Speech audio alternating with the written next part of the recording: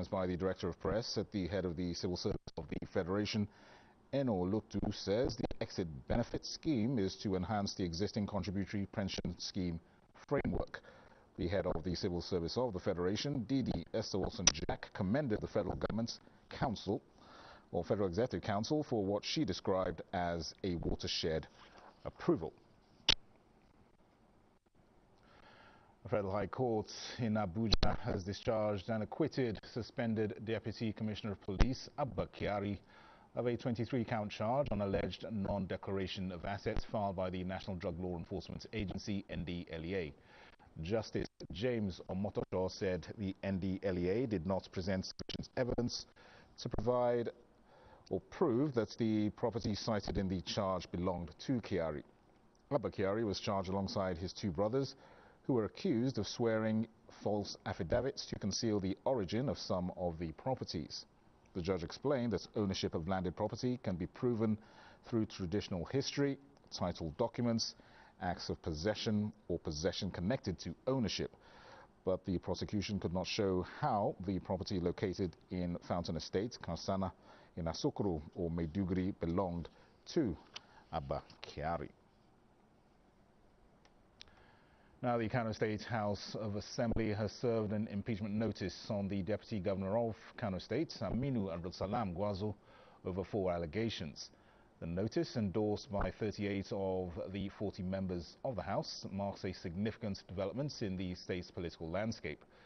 The Assembly also received correspondence from the All Progressives Congress Kano State chapter, affirming the maintenance of the status quo in the leadership of the House. Samira Hamisu Shira reports. Majority Leader Lawal Hussein has presented 4 allegations against the Deputy Governor Aminu Abdulsalam, including breach of trust, abuse of office, and gross misconduct.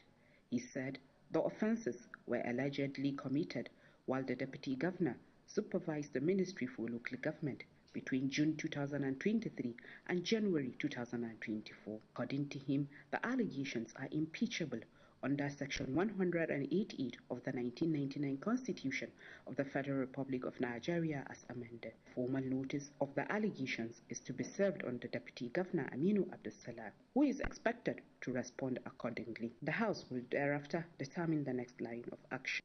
Meanwhile, during plenary, a correspondence was received by the Kano State House of Assembly from the All Progressive Congress State Council, affirming the maintenance of status quo in the leadership of the Kano State House of Assembly, which involves the Speaker and his deputy alongside 4 principal officers.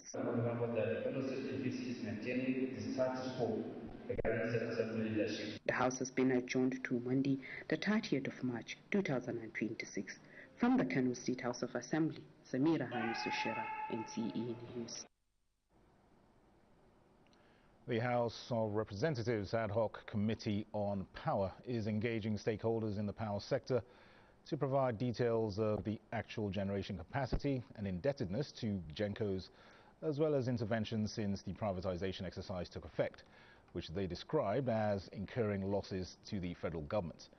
At an interactive session with Nigeria Bulk Electricity Trading, Azura Power Plants and Niger Delta Power Companies, the committee scrutinized their submissions, querying the persistent power grid collapses, short change of the rural dwellers without supply, among other challenges.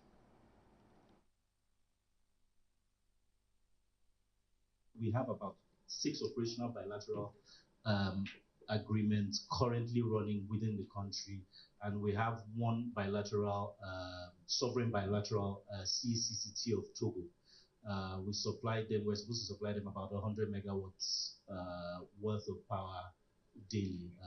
So we're currently running that agreement. There's no preferential treatment from our side that would step down the NIPP in favor of Azura.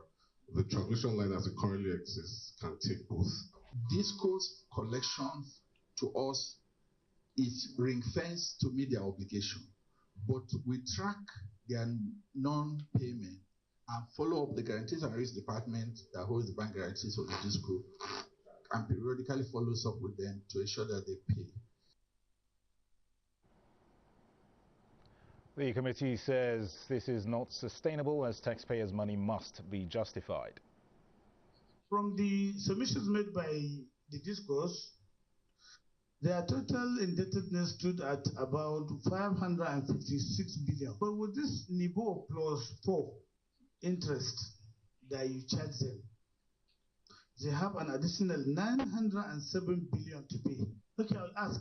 The Nigerians that could not afford to pay effective tariff, cost-effective tariff, where will this discourse find extra money to pay you interest to enable you to offset the interest charged by the GENCOs for delayed payment of what you are supposed to pay them?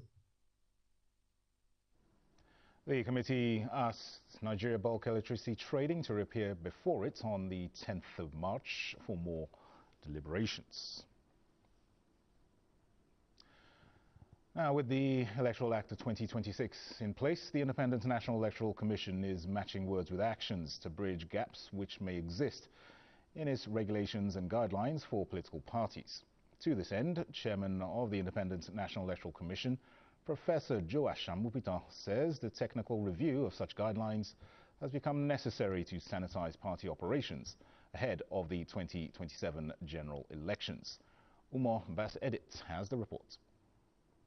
It is the convergence of the top echelon of Nigeria's electoral umpire, the Independent National Electoral Commission, INEC, led by its chairman, Professor Joash Amupitan.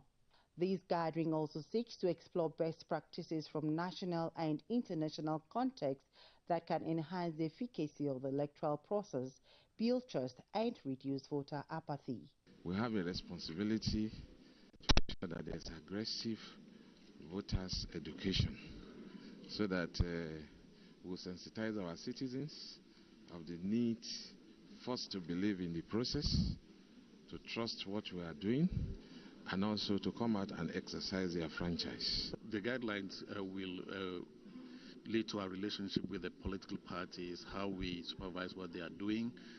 We have to look at what the Electoral Act says about the conduct of the political parties, the conduct of the party primaries ahead of the election, and then also we'll also have the time for them to submit their candidates for the election. So this is just part of the planning for the 2027 general elections. Let these guidelines be the vanguard of a new era where political parties are defined by their internal democracy and their commitment to the Nigerian people.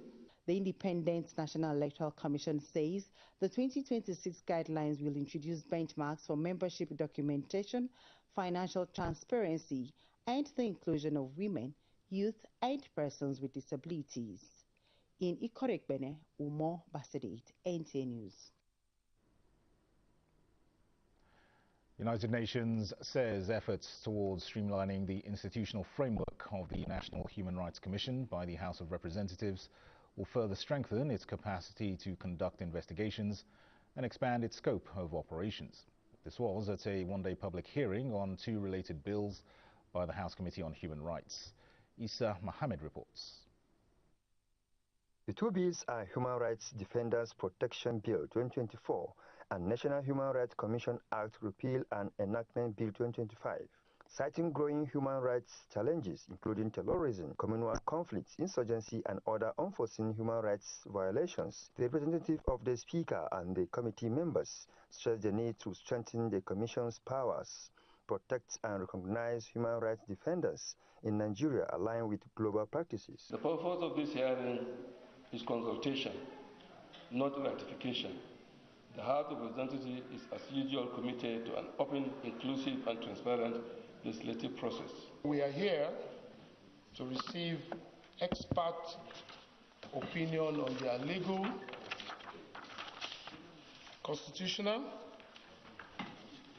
financial, and policy implications. The Executive Secretary of the Commission says they are working to address human rights concerns. This present effort by the committee is to harmonize all this and then pass one legislation so that when you pick it up, you know you are dealing with all issues concerning the National Human Rights Commission. This effort They will ensure greater alignment with international standards, particularly the Paris Principles on the status and functioning of human rights institutions. Stakeholders were of the views that the two bills, when established, but also ensure adherence to due diligence. From the National Assembly, Isa Muhammad, NTA News. Talking security, the Minister of Defense, Christopher Musa, wants the service chiefs to intensify efforts and devise new strategies to ensure timely eradication of terrorism, insurgency and banditry. This was at the maiden edition of the monthly operational briefing presided over by the Minister at the Ministry's headquarters in Abuja, where he highlighted various threats confronting national security, reviewed ongoing operations and provided strategic guidance to the armed services. Christopher Musa also addressed the lingering concerns about the presence of the US AFRICOM in Nigeria and reassured that the Americans are in Nigeria to render training assistance and advisory roles, stressing that the Armed Forces of Nigeria is in full command of all operations conducted within the nation's territory. All right, let's now cross over to our Lagos Network Center, where Adiola will guide us through the next set of reports. Hello, Adiola, it's over to you. Thank you for joining us in Lagos. Nigeria's trade facilitation and modernization drive is gaining traction as customs intensify efforts to upscale its operations in tandem with global best practice and strengthen ease of doing business. Adejoke Odeka reports that this is the target of the automation of licensing and permits by the Nigeria Customs Service. Over the years, Nigerians have been at the mercy of congestion, lack of transparency in import and export licensing, and other constraints caused by manual processing of documents, permits, and licenses, which has not allowed maximum benefits of trade facilitation. Relevant agencies of government are not oblivious of these hiccups, and this is why the Nigerian Customs Service is working to meet the expectations of the World Customs Organization on automation of processes. Zonal Coordinator, Zone A of the Nigeria Customs Service Assistant Comptroller General of Customs, Mohammed Babandede, is confident that reforms will engender efficiency and cut time wastage. The essence of this is what? To bring about efficiency, to also reduce the cost of doing business. Instead of you to travel from here to Abuja, you will save your money, apply from the comfort of your office, and approval will be given to you on time. The stakeholders are hoping that the reforms will achieve the much needed change the sector has been craving for. If they can do the automation, that will help us, because in that automation you'll be able to have my information. As a director who owns the license, you should be able to have my email and my phone details. In case if there is anything you need to contact me, it will be seamless. At the corner of your office, you can register or renew your license because it's digitalized. And the sanitization does not stop there. We say continue. The high-level stakeholders' engagement will be held in other zones of the country before implementation begins. In Lagos, Adejoke Odeka, NTA News. Now, from passion to purpose, creativity to impact, those were some of the inspiring qualities of the late Femi Jarrett, a dedicated theatre practitioner and a quiet but enduring contributor to our cultural life.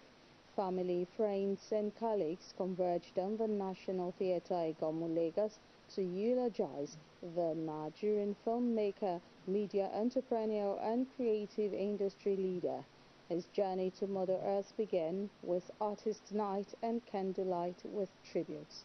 Linda Nake reports that the Director General, NTA, Abdul Hamid Dembos, was represented by the Zonal Director, Lagos Network Center, Dr. Evelyn Mwosu.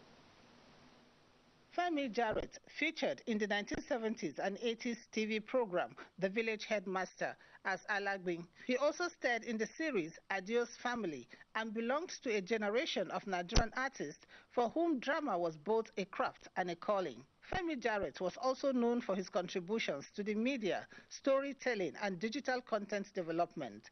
His work on stage and screen was marked by clarity of expression, a fine sense of timing, and an instinctive understanding of character. The Director General of the Nigerian Television Authority, NTA, Abdulhamid Dembles, represented by the Zonal Director, Lagos Network Center, Dr. Evelyn Wosu, praised Femi Jarrett for bringing depth and realism to various characters he portrayed and the production he contributed to. He belonged to a golden era of television where passion met professionalism, and he famously cut his teeth within the hallowed corridors of the NTA. From those early days, his talent blossomed, eventually making him a household name. His presence on screen brought character, depth, and an unmistakable charisma to every role he touched. Professional colleagues and friends of Femi Jarrett described him as an inspiration in the Nollywood industry, one who focused on creating impactful stories and championing African narratives. What stood Femi out from the crowd is his discipline. He was an advisor both to the young and the old. Beyond acting and directing, Uncle Femi, as he was fondly called, played a key role in shaping conversations around media development in Africa. Born on the 16th of February 1949 in Calabar, Cross River State, Femi Jarrett died on the 3rd of February 2026. He is survived by a host of relatives. In Lagos, Lane Lenake, NTA News. May his soul rest in peace. That's it from Lagos. Nationwide continues after the break. Assalamu alaikum wa rahmatullah.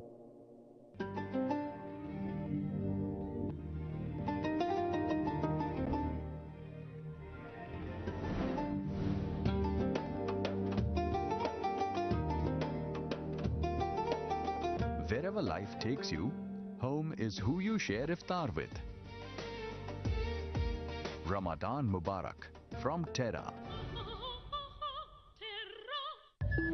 In the beating heart of Owerri, business never sleeps. From sunrise to sundown, the wheels keep turning. And behind the scenes, vision meets action. Governor Hope Uzodimma's leadership has turned manifestos into reality, transformations that feels like a miracle. But progress needs peace, and in Imo, it's not left to chance. From land to sky to river deep, guardians are watching, protecting dreams and opportunity. At Orashi's quiet shore, hydropower is rising, set to energize a growing economy. The change is visible. New roads emerge, industry hums, communities come alive. At the center, a digital revolution. 500,000 young minds trained each year to build the future. As Orashi rises, so does Imo and the hopes of a hard-working people. A new Imo is on the rise. Welcome to Skill Up Nigeria, Industrial Training Fund's television program celebrating innovation, craftsmanship, and the skilled hands shaping our nation's future. Join us and share in our over 50-year journey of empowering Nigeria's workforce and impacting the nation's human resources. Tune in and connect with experts and skilled workers sharing real stories that inspire. Every Saturday at 10 p.m. on the Nigerian Television Authority, NTA. Skill Up Nigeria, powered by ITF.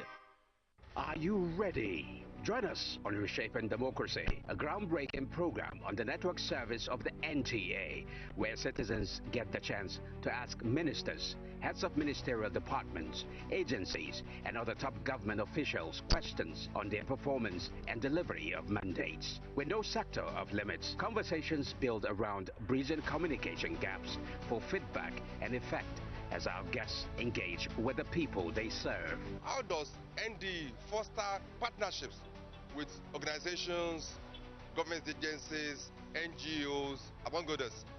As our leaders give account to citizens' inquiries on good governance, tune in to Reshaping Democracy, a creative concept coming up every Tuesday evening at 10:05 p.m. This is Reshaping Democracy. اللهم اجعلنا من عتقاء شهر رمضان. The glorious month of Ramadan is here once again, and your daily program Sahur Live on NTA is back bigger and better. Our team of erudite scholars are ready to provide insightful analysis into the religion. The Nasiha, Din and Dunya, Women Angle, Living with the Glorious Quran, and the ever-exciting quiz segment are reloaded for your viewing delight. Come and maximize your reward in this blessed month by partnering with us on this year's episode of the program. For sponsorship, advert placement, and inquiries, contact the General Manager, NTA Channel 5 Abuja, Old Parade Ground, Eretengauki Abuja. You can also contact us on the following telephone numbers: 080-3450-5155, 080-3380-6162, 080-3568-8394. Sahur Live on NTA, your indispensable companion in Ramadan. Don't miss it. لا إله إلا الله.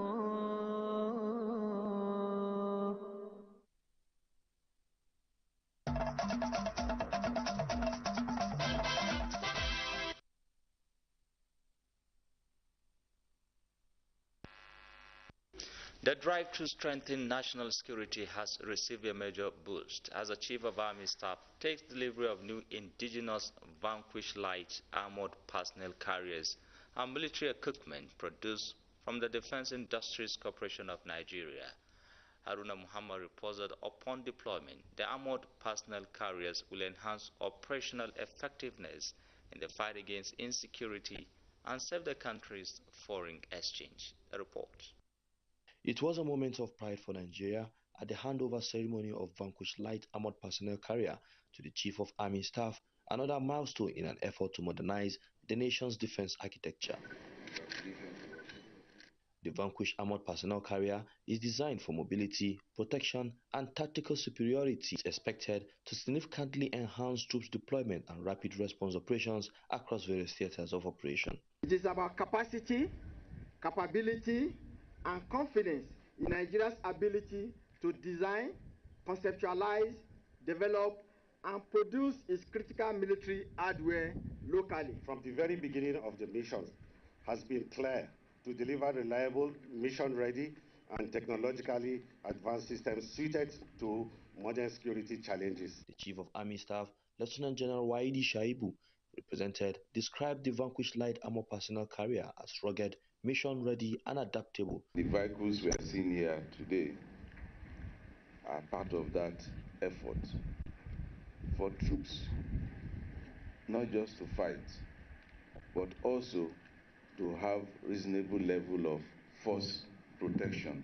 He further inspected some ballistic equipment for the soldiers manufactured and the production line of the Defense Industries Corporation of Nigeria. Reliable, durable, and mission-ready, this Vanquisher Light Armored Personnel Carrier, when deployed to the theaters, will not only enhance operational capacity, but save capital flights, increase IGR, and also provide employment to Nigerians. From the Defense Industry Corporations of Nigeria, I am Haruna Mohammed, NTA News. And still on security matters, as the advocacy against conflict continues to make headlines in Nigeria, the Institute for Peace and Conflict Resolution is strengthening inclusive participation on peace building and social cohesion for women and persons living with disabilities. The report. Kaduna State has had its share of insecurity in the past, leading to several peace-building initiatives across communities. The Institute for Peace and Conflict Resolution, in collaboration with development partners, is promoting inclusive peace-building by engaging not only security personnel, but also women and persons living with disabilities like Aliyu Muhammad. At there, we can just share some views. This is what we can do, this is what we are able to do. And any question that which is over for us to explain, then we can pass it to the higher ranking. The structure is already there, And then we have all people around our community.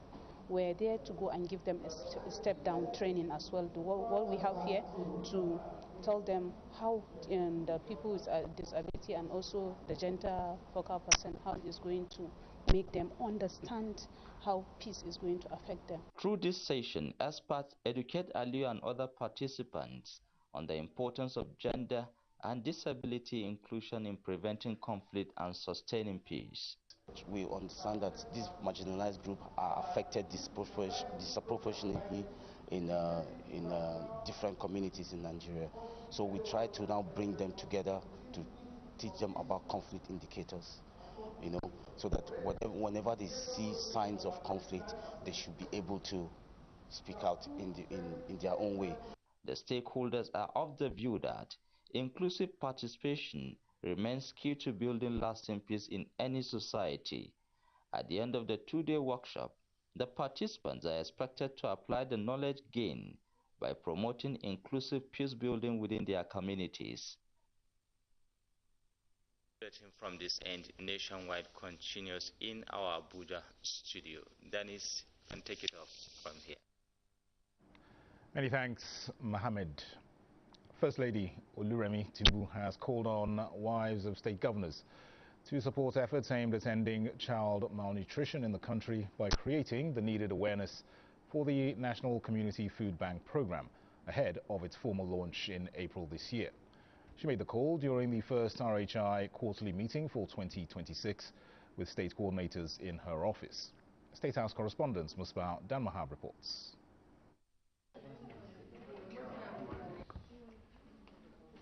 It is another high-level Renewed Hope Initiative RHI quarterly meeting, as state coordinators of the initiative are here again for another critical engagement with their national coordinator and Nigeria's First Lady, Oluremi Tinubu. Addressing child malnutrition through the launch of a National Community Food Bank program is the top agenda of a meeting, and despite the collaboration that gave birth to the intervention, getting the buy-in of state coordinators remains crucial for a successful launch of a program scheduled for April in Borno State. Every food bank will be next to very close by a primary health care center, because there will be supplements for all those children who are malnourished, and I think they're trying to cater for children from 0 to 6. And also for pregnant women, so that, the children will be nourished right from, its conception. You have work to do. You have to make sure that you can identify children who are malnourished and make sure they go and get the necessary supply. Make sure that these people get access to the supplements, and also, make sure that we follow through, that these children are doing well. And you can also hype it up by also having competition for the healthiest baby. She says disbursement of $250 to 71 beneficiaries of MEC Foundation Educating Linda program, nominated by the state's governor's wives, is ongoing, while additional 21 digital learning centers are slated to be inaugurated in 2026 in order to expand the frontiers of digital literacy among women and youth. This year in 2026, 12 experience centers will be in the following states: ICT Experience Centers, Zamfara, Niger, Ondo, Rivers, Borno, Adamawa, Osun, Yobe, Imo, Edo, Katsina, and Nasarawa. The unfolding year would not be without the regular RHI intervention programs, including disbursement of 1 million naira scholarship to RHI scholars, 200,000 naira each to 250 elderly per state, and the FCT, as well as food distribution to states. Outside the hall, where she addressed the media, the First Lady emphasized the need for coordinators at sub-national level to replicate and follow up on crucial RHI interventions in their respective states. I've not started campaigning yet. We are still working. Whatever we are doing is what we expect the electorate to expect from us. So we are showing that, and I believe all of us, that's where we are on the same page when it comes to that. A closed-door session of a meeting is expected to consider progress reports from states on ongoing programs, including the RHI Green Nigeria Challenge and the launch of endowment clubs and societies in the states. Meanwhile, the train of the Presidential Emergency Food and Nutrition Assistance Program, championed by the Ministry of Humanitarian Affairs and Poverty Reduction, has made it to the Pride of the Sahel, Yobe State, where more than 40,000 vulnerable persons are being targeted to benefit from the initiative in the first phase. Let's get details from Yunusa Suleiman. Emergency food and nutrition assistance is a key component of the renewed hope agenda of President Bola Ahmed Tinubu, aimed at combating food insecurity and malnutrition, as well as boosting the resilience of vulnerable populations. It is evident on the faces of Modu Karta and Fatima Sadiq, both octogenarians, that the impact of the assistance has instantly taken effect in their lives, leaving them visibly elated. Just like the former, hundreds of other vulnerable people have been selected to benefit from the program in Yobe State. Let me assure the good people of Yobe State that this intervention forms part of the broader national strategy aimed at strengthening social protection system, building resilience, and transitioning affected population from emergency relief to sustainable livelihood. I am pleased that the federal government, under the leadership of His Excellency President Bola Ahmed Tinubu GCFR, and the Yobe State government are working on the same page to enhance our recovery program to give hope to the people of the state in line with the Renewed Hope Initiative policy. Other stakeholders describe the intervention as timely and impactful, as it aligns with the state's humanitarian efforts through the State Emergency Management Agency. Yobe is one of the 10 states selected in northern Nigeria to benefit from the Presidential Emergency Food and Nutrition Assistance Intervention, which seeks to support at least 80,000 beneficiaries in each state. In the metro, Yunusa Suleiman, NTA News. So the news now. Youth organizations across different spheres of the country under the umbrella of Renewed Hope Agenda Continuity Marshals have described President Bola Tinubu's administration as youth-oriented in view of measurable achievements recorded since May 2023. This was during the official launch of the project in Abuja, where student loan funds, appointments into critical elective and appointed positions, as well as economic reforms, infrastructure and social security topped the agenda at the session. Senator Mohammed Mongonu advised them to participate actively in governance of the country and avoid primordial sentiments and other behaviors capable of undermining the corporate existence of Nigeria. Agenda to mainstream youth into governance, to mentor youth into governance, to take the Nigerian story or to move the Nigerian story forward. It is very young Nigerians we hear directly, consistently and professionally what government is doing, what reforms mean, and how the Renewed Hope agenda is transforming and translating into real outcomes. The event climaxed with the unveiling of the project and inauguration of national officials of the movement ready to mobilize support for continuity and progress of the Renewed Hope agenda geared towards building a sustainable development and stabilizing all fronts of the country.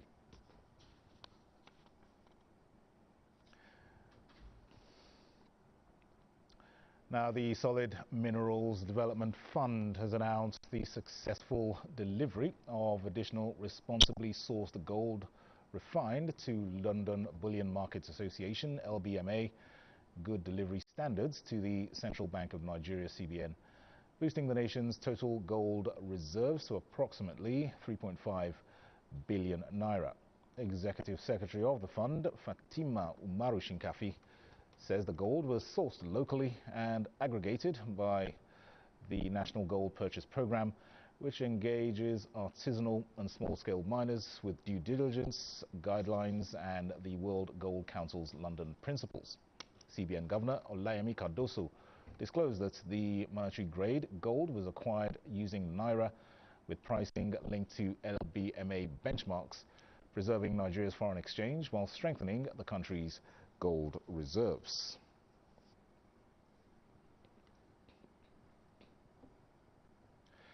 Socio-economic activities are gradually returning to Anambra State on Mondays with the state government's relaxation of the sit-at-home order. Let's get the report on this. Monday's sit-at-home declared in the southeast since 2021 was linked to security concerns and separatist agitation in the region. The situation hindered socio-economic activities in the state, but with determination the state government braced up and abolished the order and ensured that Mondays are fully operational business days. Governor Chukwuma Soludo ordered immediate closure of markets for 1 week for non-compliance by traders to open their shops on Monday. Everybody is welcome to trade in Anambra, but if you must trade here, you must abide by the rules. And the rules are that markets are open Monday to Saturday. The relative peace that we are currently enjoying in Anambra and is also reflecting in general in Southeast is as a result of community efforts. And I must give it to the Anambra. Traders still advocate visible security architecture to prevent reprisal attacks by non-state actors. Well, let's get some more on this as we join Jane. Francis will be in Oka for more. Hello, Jane. What can you tell us about this lifting of the Monday sit-at-home? How the traders taking this and what has been the experience on the economy? Good afternoon and welcome to Oka. The Monday sit-at-home has negatively impacted on the economy of Anambra State, with the state government said to be losing at least 8 billion naira every Monday. In view of this, the Anambra State government has taken drastic measures to end the Monday sit-at-home and improve the economy. Among some of the measures taken, the Anambra State government, through the Commissioner for Education, Professor Ngozi Chukwuma Ude, issued a statement that every child who refuses to go to school on a Monday will be suspended for 1 week, while any child who refuses to go to school for more than 2 Mondays without a reason will be expelled. And of course, such a child will not have a chance to study in any school, in both public and private school in Anambra State. Other measures include the shutting down of markets for 1 week and the mass slash of the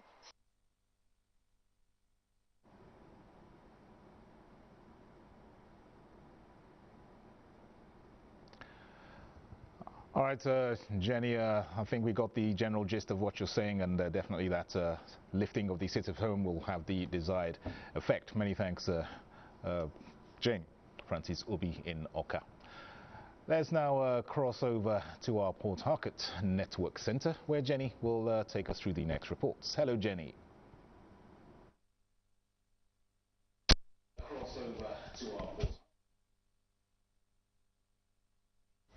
The International Agency for Research on Cancer is set to conduct a health survey in Ogoniland under the Hydrocarbon Pollution Remediation Project, HYPREP. The team is soliciting the cooperation of traditional rulers and other stakeholders in Ogoniland to enable them seek out medical conditions requiring medical intervention. Robinson Darataide reports. Officials of HYPREP led the visiting research team on the visit to key stakeholders in Gokana and Tailugu government areas, including traditional rulers, as part of preparations for the Ogoni Health Survey.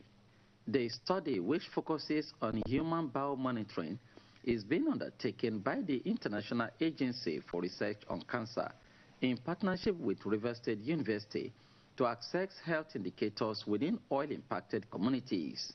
According to IPREP, the study is designed to generate credible health data that will support interventions and strengthen ongoing environmental and public health restoration efforts in Ogoniland. What they are doing is almost the same level of research that UNEP did previously. So what they are doing here, they are not contractors to HyPrep. They are going to carry out research and carry out academic studies. Stakeholders appreciate the initiative and are confident that the outcome of the study would further enhance health planning and development efforts in the affected communities. The request you have made to me is a very simple one. In 2009, we never had any problem in time. So 2026 is going to be a walkover. We know we are going to benefit from it because we have suffered a lot in the time past, and today this team have come to do a research. Gokana people indeed have been waiting for a time like this. The Ogoni Health Survey is part of the recommendation of UNEP for food restoration of Ogoniland. From Ogoni, River State, Robinson Darateide, NTA News. The Federal Road Safety Corps River State Command is strategizing to minimize lapses that had manifested in unethical practices and abuse of authority by its officers in the course of enforcement. At a sensitization program held at the command's headquarters in Port Harcourt, Corps Marshal Shehu Mohammed gave a charge on discipline, reinforcement and strengthening of command and control on the field. Uchechukwu Onwe reports. Rising from operational reports of reckless enforcement behaviors which erodes public trust, Federal Corps Marshal Shehu Mohammed, represented by the Deputy Marshal Hyginus Omeje, says senior officers deployed to commands are expected to be mentors and standard bearers whose mission is to strengthen discipline, reinforce leadership and restore effective command and control structures that promote professionalism. Of all the four elements of our core values, service orientation is paramount in our heart.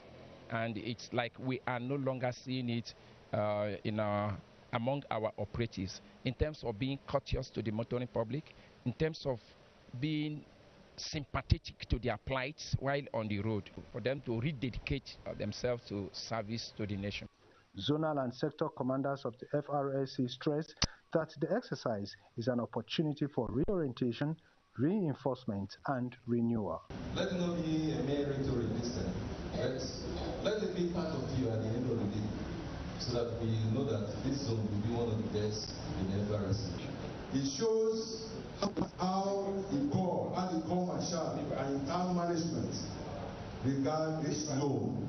Young officers and marshals were reminded that the uniform is a symbol of honor and must be worn with pride. In Port Harcourt, Uchechukwu Onwe, NTA News. And those are the reports from Port Harcourt. Nationwide will continue after the break. Like every year, in the blessed month of Ramadan, with the blessings of Allah subhanahu wa ta'ala and the generosity of our dedicated donors, Non-Violent Peace Initiative provides iftar for the Muslim Ummah, street people, destitute and inmates in Nigeria. This Ramadan, Non-Violent Peace Initiative is arranging to provide more iftar, inshallah. Whoever gives iftar to one who is fasting will have a reward like his, without detracting from the reward of the fasting person in the slightest. Narrated by Tirmidhi and Ibn Majah. Remember, every contribution, big or small, counts in enabling us to provide non-violence peace education to our beloved country. Your donations make a difference.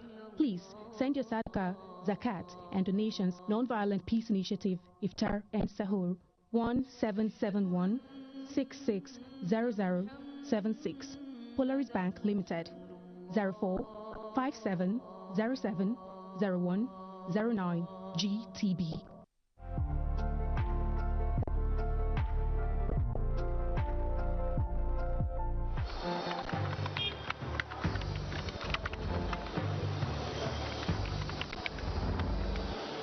You have no better friend and partner than Nigeria. Let this unveiling today be a call to conscience. Let our practitioners hold the line of truth. To the media, please inform with integrity and with a deep sense of patriotism. To our public officers, communicate with transparency. To citizens, please let us speak with empathy. Let us come together to become the voice of responsibility, the voice of the world that heals division, that inspires hope and drives development.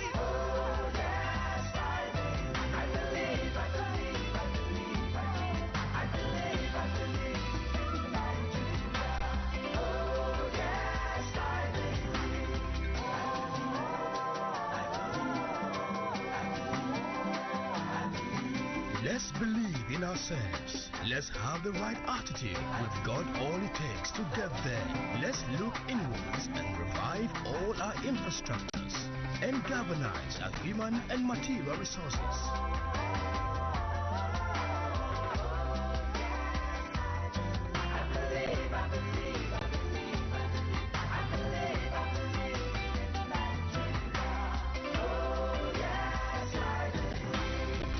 Nigerians, believe in yourselves. Believe we can succeed. Nigeria, believe. Powered by National Orientation Agency.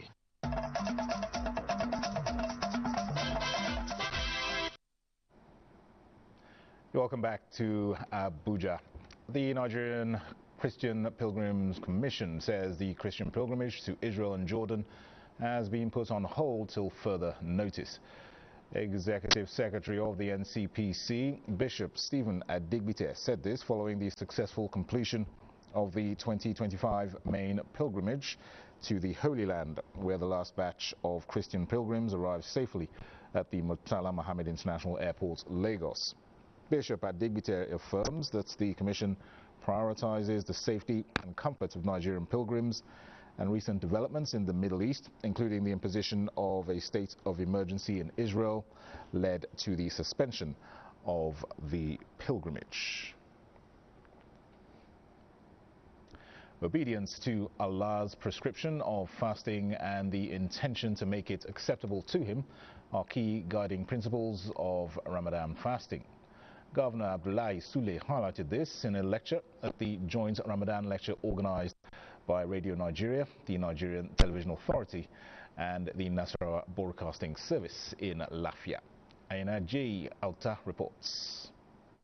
Ramadan is the 9th month of the Islamic calendar after Shaban, which is meant for fasting as instructed by Allah for believers to abstain from eating and drinking. It is characterized by communal prayer, reflection, Quranic recitation, and study. It is the third pillar of Islam. Guest speaker, Governor Abdullahi Sule, explained that Ramadan fast is prescribed by Allah for Muslims to cleanse themselves, protect and guard against evil, with its rules as worship, obedience, and intention, urging Muslims to stop all forms of sin so that their fast will be acceptable.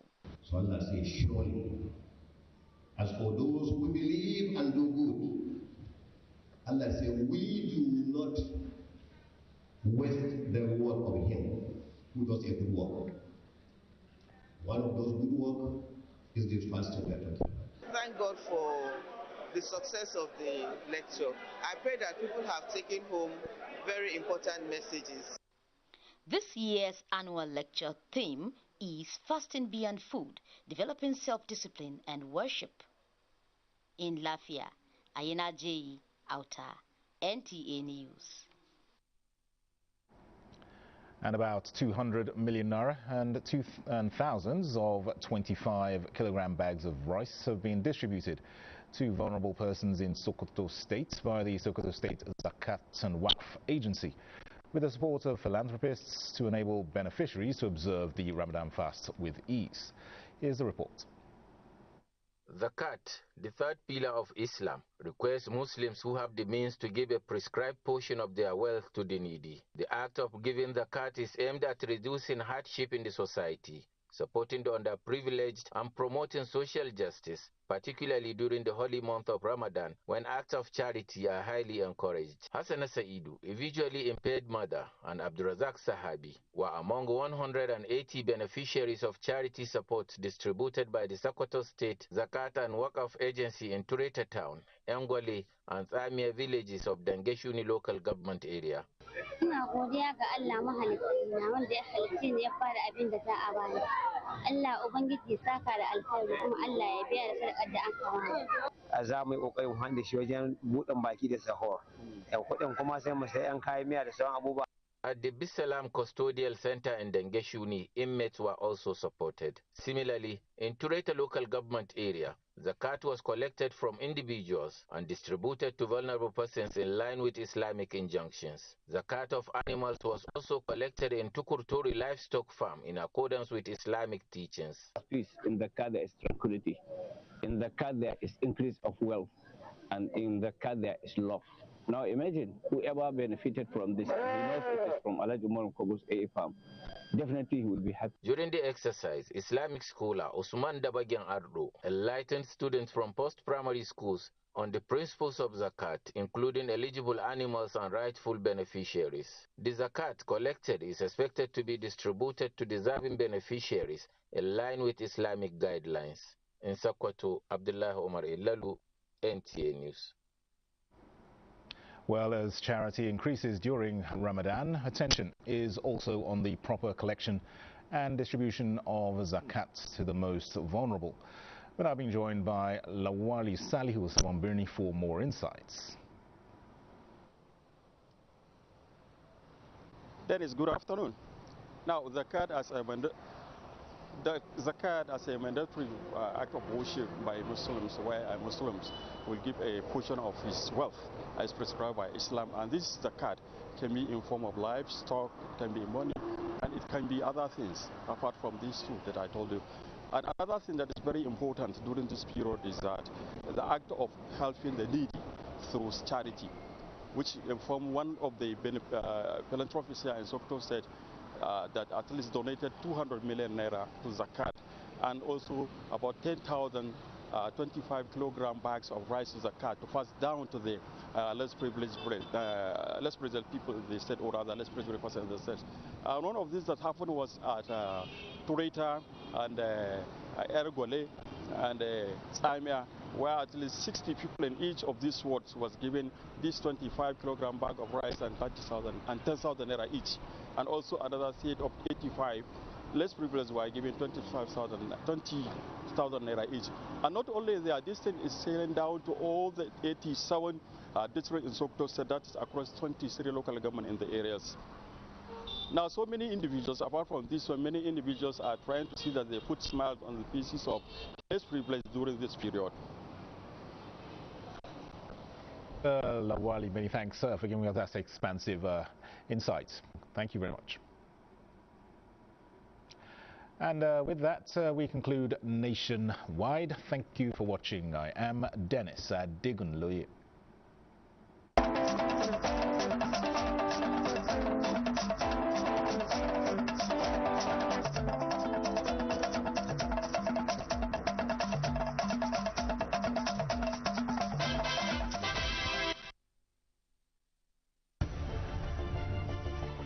Are you a tech enthusiast? Perhaps you want to know more about the devices and gadgets you use. Tech Mode will bridge that gap. Connect great minds while exploring everything about technology